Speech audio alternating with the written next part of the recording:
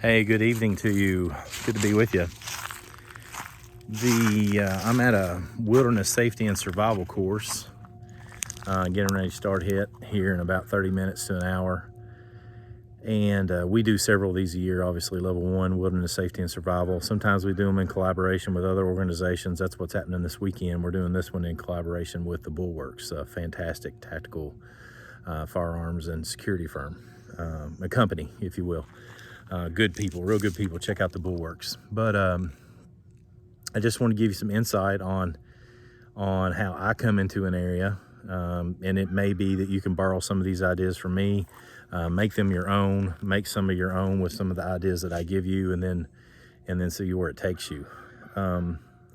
So I've never been here before, never laid eyes on, foot on any of the property that I'm going to be on this weekend. So first off, it's an area that's familiar to me. I mean, it's the eastern United States, so there's significant similarities between what I see back home in eastern Kentucky and what I have here in western Kentucky. We're on a Boy Scout camp here.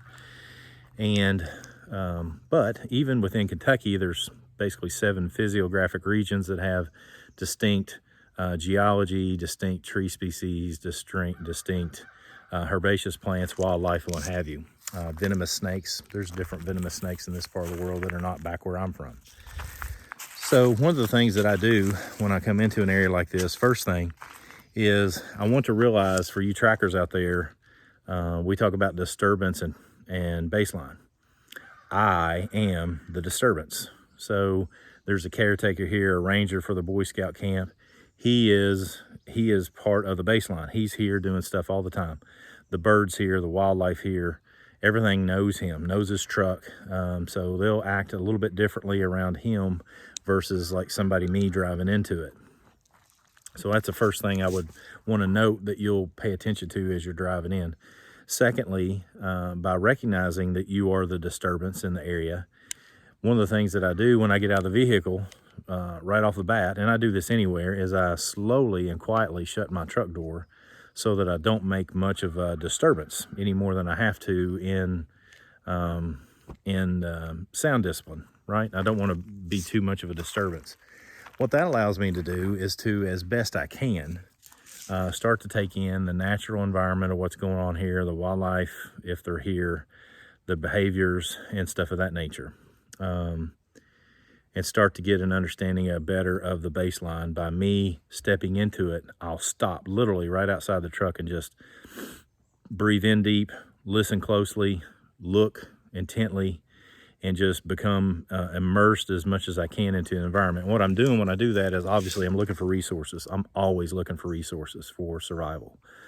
Secondly, I'm listening for a tactical advantage, if you will, meaning I'm listening to the birds that are here so that I can get a baseline understanding of how they communicate, utilizing that baseline of their communication to determine distance, meaning I'll listen to a bird and see if the sound is echoing off of another hillside so I can get a better tactical understanding of what's going on here as it relates to, safety and security, knowing that sound travels like this in this environment.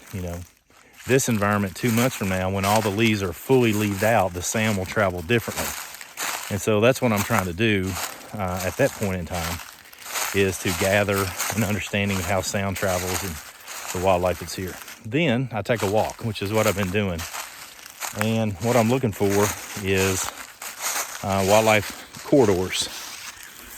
And it's a camp, so it's expected that we will disrupt some of the wildlife behavior here. But what I like to do is, if there's a particular area that we're staying in, I try to find wildlife corridors and make sure that, for example, people that are setting up hammocks are not setting up hammocks on a regular deer corridor.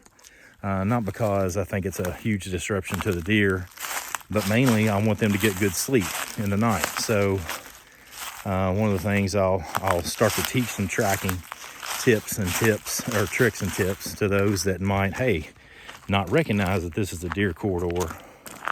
Because if that happens, let's say it's a beginner, which is expected in a level 1 class, then we've got a situation where somebody's not getting good sleep at night. When they're not getting good sleep at night, then they're not learning. And they paid money, they spent the time, they put all the effort in to come here for a class, and I want to have them as optimal as possible. So that's sort of an idea of how I enter into an area, particularly one that I am foreign to, that I'm new to try to get an understanding of the baseline of what is here. So I hope that helps. Really good thing to do when you go hunting, turkey hunting in particular. You slam that car door going on a turkey hunt, and then by golly, you just let all the turkeys in the area know that you're there. So a really useful method for practice when you're going into any environment for hunting or camping. If you want to see wildlife and immerse yourself in that environment rather than being a tourist to it. We talk about the tourist test. I want to create people that are not tourists to an area. I want them to be immersed in the area. And so these are some things that I'll do for my own benefit and help encourage and teach others to do the same. So hope that helps you. Hope you get out soon, spend some time in the outdoors. Come on, join in. Let's learn together.